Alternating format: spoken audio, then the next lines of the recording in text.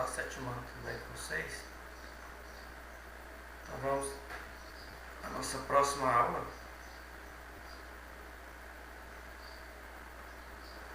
que ela vai evidenciar o processo de industrialização e urbanização brasileira. Quem quiser seguir no livro, está no livro de vocês, na página 94, que é o livro texto.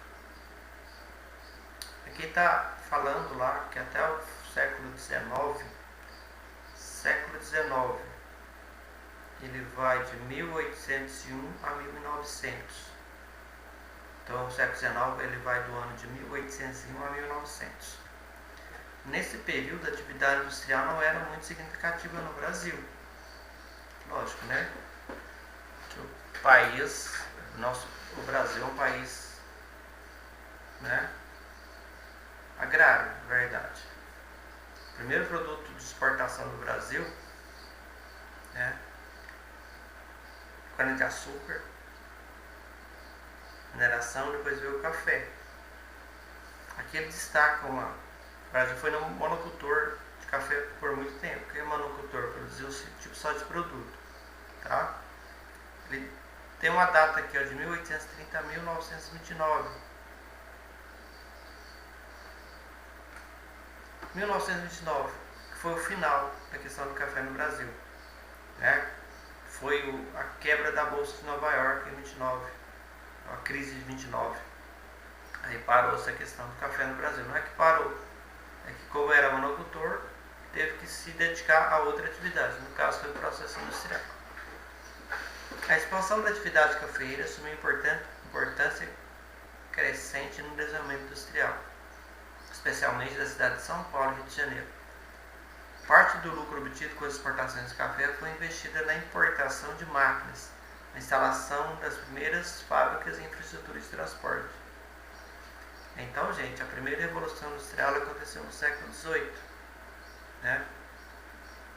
O Brasil foi iniciar a prática dessa questão industrial finado do século XIX. Okay? Aqui eu tenho um mapa aqui que traz a questão do café, 1850 a 1900, né? Onde se dava essa maior plantação de café, né? Os estados que obtinham, onde tinha plantação de café, né? Teve plantação de ferrovias aqui nesses locais, né? A implantação das ferrovias se relaciona diretamente com a expansão da atividade cafeeira, pois os trens eram utilizados para o escoamento da produção de café até os portos. Além disso, as ferrovias tiveram um papel fundamental no início da industrialização do Brasil. Ferrovia é um meio de transporte, né, por trens, né, que naquele período que transportava principalmente cargas de café. No início do século XX, 2001,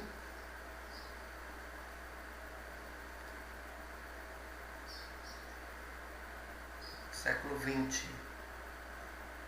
1901 a 2000, a economia mundial enfrentou graves períodos de crise que afetaram a produção de café no Brasil. A exportação do produto diminuiu bastante, causando prejuízo aos produtores. Aos poucos, a atividade econômica foi se tornando cada vez menos lucrativa. Então aqui, né, tem lá a crise de 29, que afetou a questão do café, e já no século XX aí tem outros países que começaram a produzir muito café também, né? E para o Brasil não ficou muito lucrativo essa monocultura, essa produção de café. A industrialização do Brasil. Além dos lucros obtidos com a produção de café, as duas guerras mundiais ocorridas no século XX, 1914, 1918 e 1939 e 1945, impulsionaram a industrialização do Brasil. Com a queda da produção industrial dos países envolvidos nos conflitos, muitos produtos começaram a faltar nas prateleiras brasileiras, e a solução foi produzir internamente o que antes era importado. Então foi importante aí, né? Esses conflitos mundiais, aí, a Primeira e Segunda Guerra Mundial, né? porque além de aproveitar o lucro do café, esses conflitos mundiais aí, porque os países que mais produziam industrialmente estavam participando ativamente desses dois conflitos. Então eles pararam de produzir produtos aí de bens de consumo, né? Foi dedicar à produção bélica, no caso a produção de armas, e deixou de produzir produtos de bens de consumo, né? O que aconteceu então? A indústria brasileira teve que começar a produzir para abastecer o mercado interno, né? Porque os produtos estavam começando a faltar. Outro período de grande crescimento industrial foi o Kubitschek, 1956 e 1960, que ofereceu vantagens para a instalação de indústria do Brasil. Então o JK ele foi importante, né? Essa questão industrial no Brasil foi desenvolvida por Getúlio Vargas, que ofereceu infraestrutura, e JK, que foi mais direcionado à questão econômica da implantação dessas indústrias, né? Período aí de JK que abriu o mercado brasileiro para as multinacionais, né?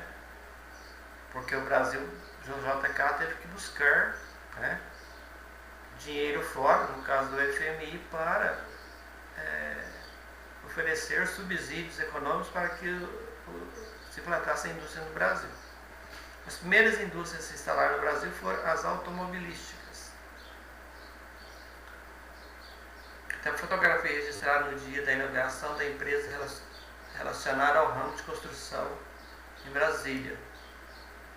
Características da industrialização brasileira. São 3 características. Foi tardia, né? Eu falei para vocês, né? Enquanto a Inglaterra praticou a primeira revolução industrial no século XVIII, o Brasil só veio conhecer a intensificação do processo industrial no século XX. Foi 200 anos após a Revolução Industrial. Então, o nosso processo industrial ele foi tardio. Substituição de importação. O que é importar? Comprar produtos de fora. De fora, comprar produtos lá fora para entrar no mercado interno brasileiro. Porque esses produtos que eram comprados de fora começaram a ser produzidos aqui dentro do Brasil, né? E por sua vez foram bem recebidos pelo mercado consumidor. Como que esses produtos, obviamente, quando foram produzidos no Brasil, eram mais baratos. Terceiro aqui, dependência de capital e de tecnologia estrangeiro. No início houve a necessidade de importar ou comprar de fora máquinas e equipamento para as indústrias nacionais. Posteriormente foram traídos investimentos em tecnologia estrangeiros para incrementar as indústrias de bens de consumo já existentes e implantar outros tipos de indústrias, como a siderúrgica, petroquímica, considerada indústrias de base. Embora o Brasil conte atualmente com um significativo parque industrial, a dependência tecnológica ainda marca a indústria do país. Até hoje, somos dependentes tecnologicamente de outros países, né? Porque não há investimento na questão educacional para o desenvolvimento dessas tecnologias internas do país. O que fazemos? Compramos tecnologia de fora, tá? Essas tecnologias, obviamente, são tecnologias já que já são, né, se tornaram obsoletas lá em outros países e nós a compramos. Concentração e desconcentração industrial. Teve algumas áreas do Brasil que atraíram mais indústrias, né? Aí podemos destacar aqui São Paulo. A vinda dessas indústrias para São Paulo, a instalação dessas indústrias lá, tá, impulsionou o crescimento da capital paulista. No entanto, que São Paulo hoje é uma das maiores metrópoles brasileiras, né? Na década de 70, São Paulo era responsável por 58,42% da produção industrial, mais da metade do país, né? 58 mais da metade. E a região metropolitana de São Paulo concentrava 77,52% do total dessas indústrias do estado. Atualmente, esse percentual vem baixando cada ano. Por quê? Houve o processo, né, no processo político, para a desconcentração desse processo industrial. Para quê? Para oferecer mais mão de obra em outros locais, em outros estados também, né? Não só em São Paulo. Tá? Como forma de incentivar a instalação de indústrias, governos, estados e municípios de outras regiões do país têm oferecido vantagens, como isenção de impostos e doação de terreno. Assim, novos polos industriais vêm se formando, especialmente no sul e no nordeste. Ainda assim, o sudeste apresenta a maior concentração industrial do país. Continua abrigando muito uma parcela importante do centro de comando das empresas instaladas nas regiões, em outras regiões. Então, São Paulo tem o domínio, né? Tem o domínio. Aqui tem um mapa, o título desse mapa, estabelecimentos industriais 2015.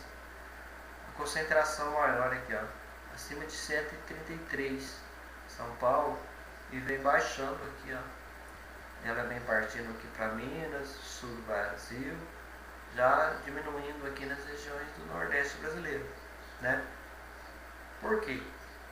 Para essa instalação de um parque industrial, de uma indústria, né, tem que ver muita coisa, né? Além dos incentivos fiscais oferecidos pelos estados, tem também oferecimento de mão de obra e matéria-prima. Hoje, muitas das vezes, essas matérias-primas não são exigidas mais, né? Porque elas vêm de muito longe para abastecer essas indústrias. Transporte e comunicação. Desenvolvendo a indústria, logicamente, transporte e comunicação tiveram que desenvolver juntos, tá? Porque esses dois processos são fundamentais para o funcionamento do mundo moderno, no qual prevalece a lógica da globalização e intencionalização da economia. Essa globalização aqui, ó, é o mundo global, né? Porque hoje há uma ligação muito rápida do mercado nacional com o mercado interno, dos mercados econômicos mundiais, né? Graças a quê? Principalmente a comunicação.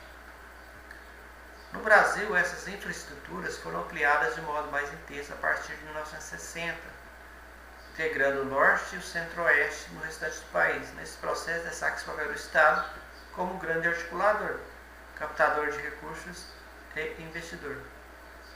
Então, teve que alargar a rede de transporte juntamente com a rede de comunicação.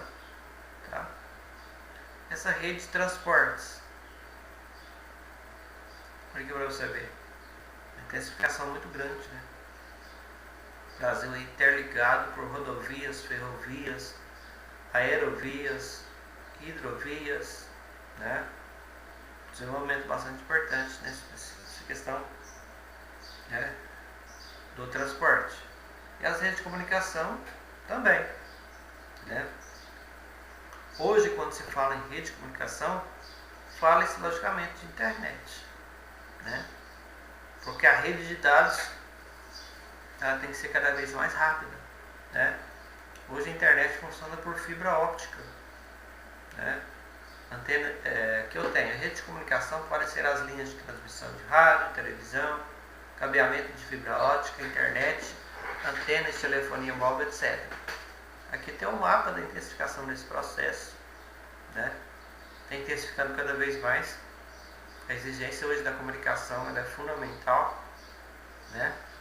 Estamos vivendo isso agora, né? Na época da pandemia, o tanto que é importante essa comunicação que estamos tendo agora. Imagine se não tivesse, como seria, ou não seria, né?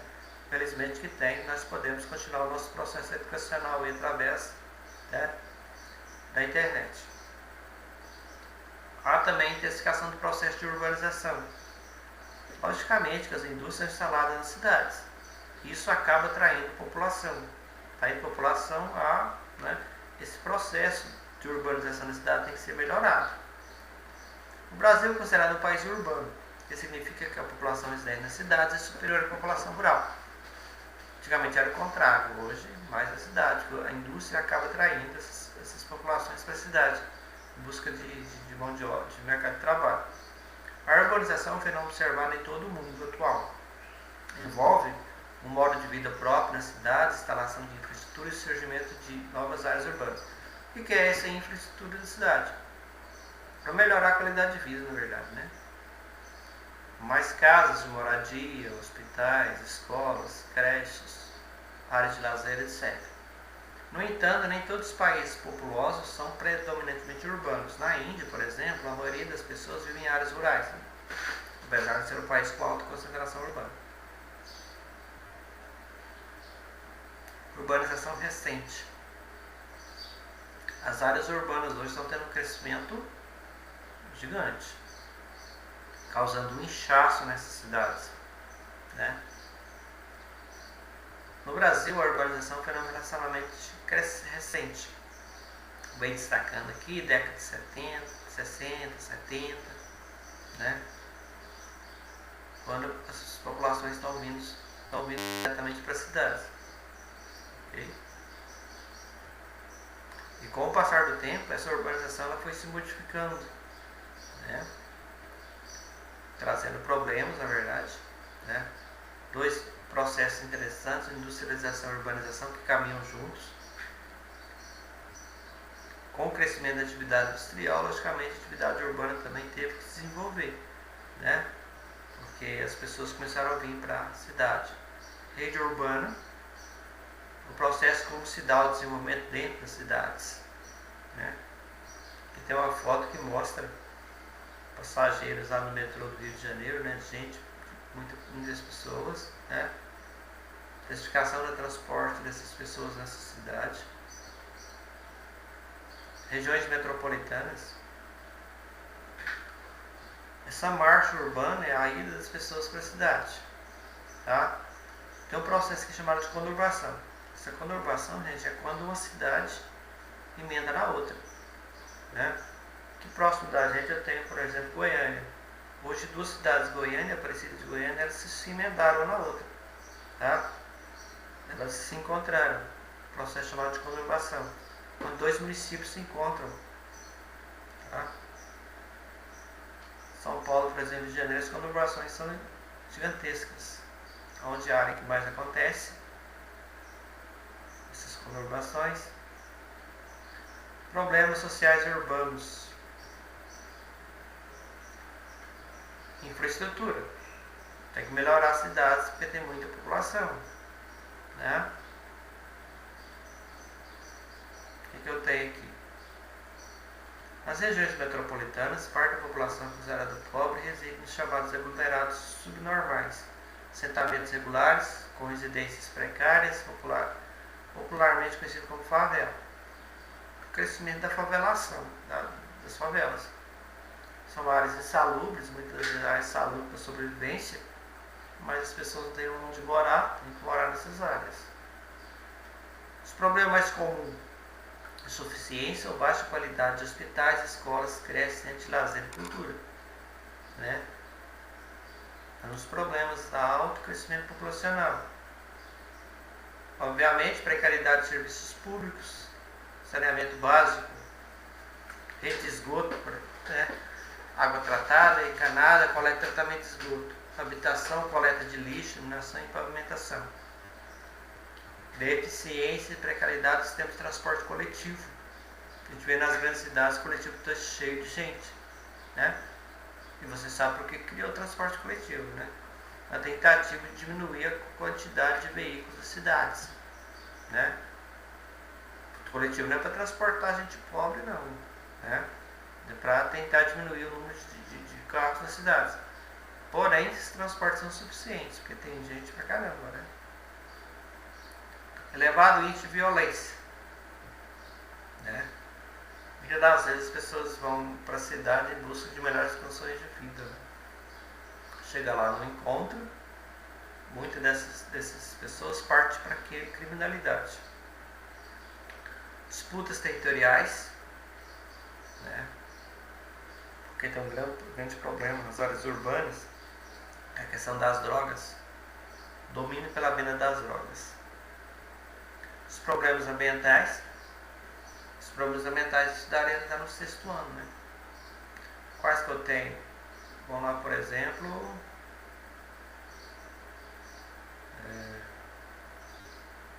aumento da questão do lixo, né? Questão da iluminação pública, né? Que cidades crescem exageradamente, então cria vários problemas aí, né? Qualidade do ar, poluição atmosférica, que é muito grande, né? Poluição visual. Tem aqui alguns mapas dinâmicos, vocês dão uma olhada depois, tá? E algumas atividades. Então o conteúdo é esse, eu propus algumas atividades para vocês desenvolver, para vocês possam desenvolver no livro, né? Quando for fazer atividade, tiver alguma dúvida, chama e pergunta lá no Zap. Obrigado, até a próxima.